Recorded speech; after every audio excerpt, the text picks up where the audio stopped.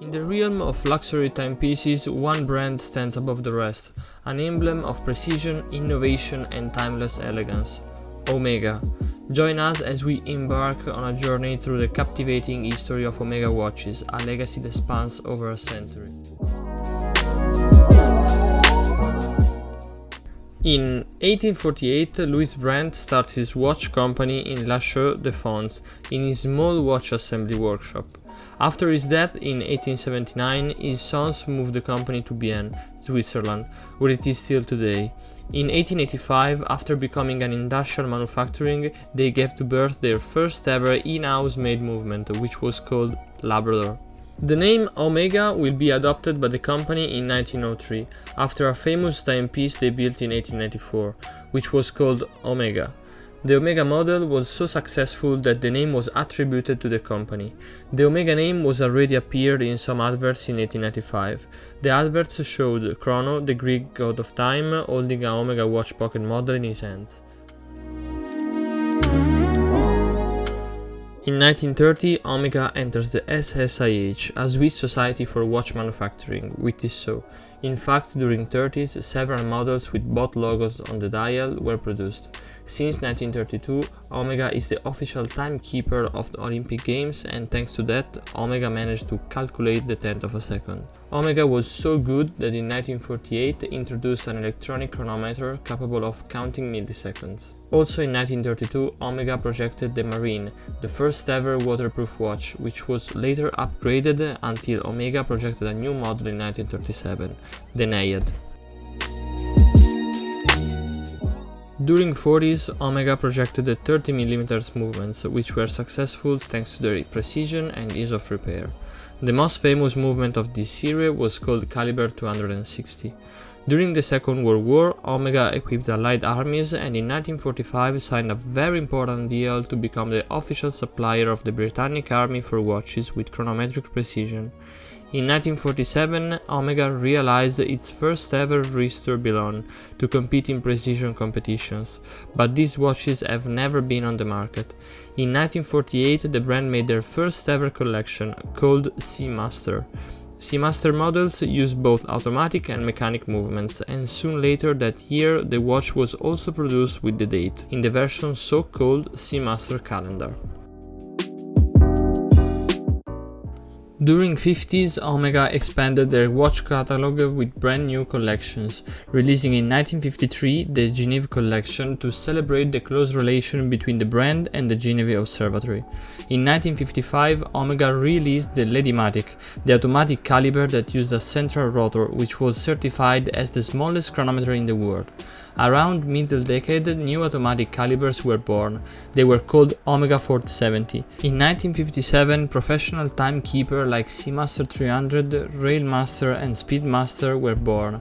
At the end of the 50s, the Treasure collection was released, distinguished by clean lines and precious materials used for the case. In 1960, the DeVille collection was presented. In this decade, the British Navy adopted the Seamaster 300 as watch for every soldier. In 1965, NASA hosted a competition to decide what watch brand astronauts had to wear during special missions. Omega attended bets with Rolex, Hamilton, Bulova, Longines and Elgin. The same year, Omega Speedmasters, which were improved under NASA directives, became official special American watches, going also out of the spacecraft during missions. Omega Speedmasters have lived many missions in the space, until in 1969 the Speedmaster becomes the first watch to arrive to the moon.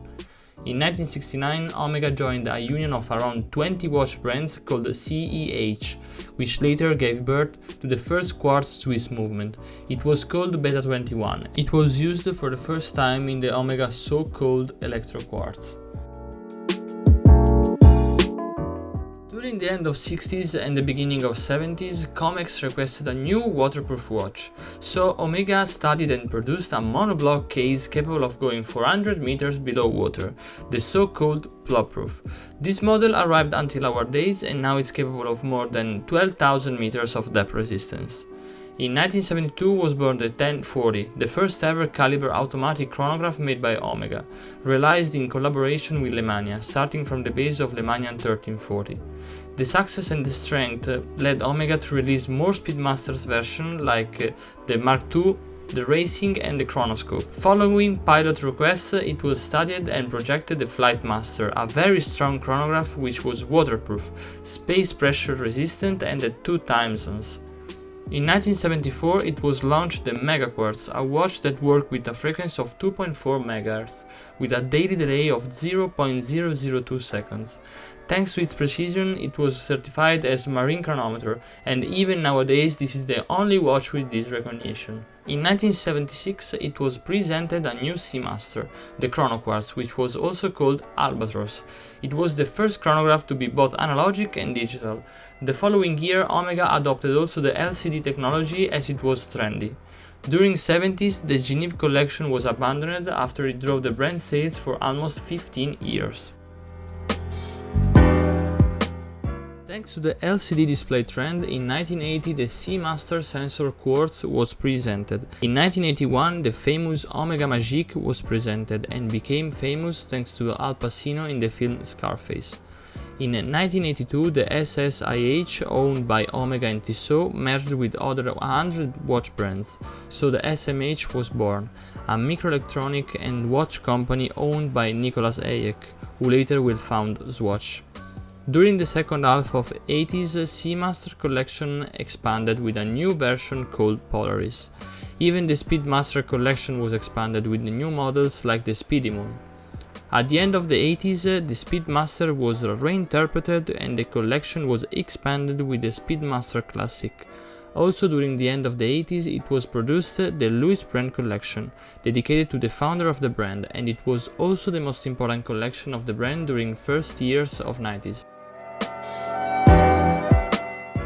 During 90s, Jean-Claude Biver becomes the top man of the brand, with the goal of rise again the brand name, because releasing a lot of quartz models during 80s in confront of other luxury brands made Omega lose a bit of prestige. In 1994, to celebrate 100 years of the name usage, Omega built a limited edition of watches, which used the famous 30mm movement. The same year, Omega presented a watch with a tourbillon in the center of the clock face. In 1995, a very important collaboration begins, the one between Omega and 007. In fact, on Pierce Brosnan's wrist there is a Omega Seamaster 300 meters. In 1998 the SMH changes its name in Swatch Group. In 1999 the company bought the patent of the British watchmaker George Daniels related to the coaxial escapement and starts to use it in their watches. This escapement is very reliable and more accurate than the Anchor model which was used before. Just after the start of the 21st century, the museum collection was born, a collection which was limited and wanted to repropose old rare models with origins eradicated in 30s and 40s.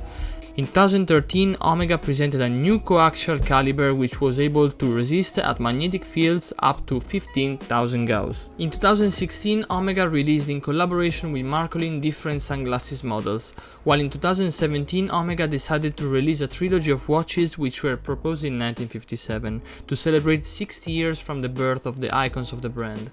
The watches are a Seamaster 300, a Railmaster and a Speedmaster. In 2022, Omega collaborated with Swatch to produce the well-known Moonswatch series, which proponed quartz chronographs made of bioceramic. There are 11 models, one for every planet in our solar system, plus the Sun, the Moon and Pluto. At the start of 2023, Omega wanted more accuracy, so introduced the Spirate Spiral, always made of silicon. This system was firstly adopted on a Speedmaster Super Racing, and during 2023 it was also presented the most complicated Speedmaster ever, the Chronocime, a chronograph with split seconds function and minus repetition, alimented by the in-house made caliber Omega 1932. From its humble beginnings to its current status as a global icon, Omega has remained steadfast in its pursuit of excellence. Each Omega watch tells a story of precision, craftsmanship, and the indomitable spirit of exploration. Through the end of time, Omega continues to inspire and define what it means to be extraordinary. What do you think? Would you buy an Omega? Thanks for watching and see ya in the next one.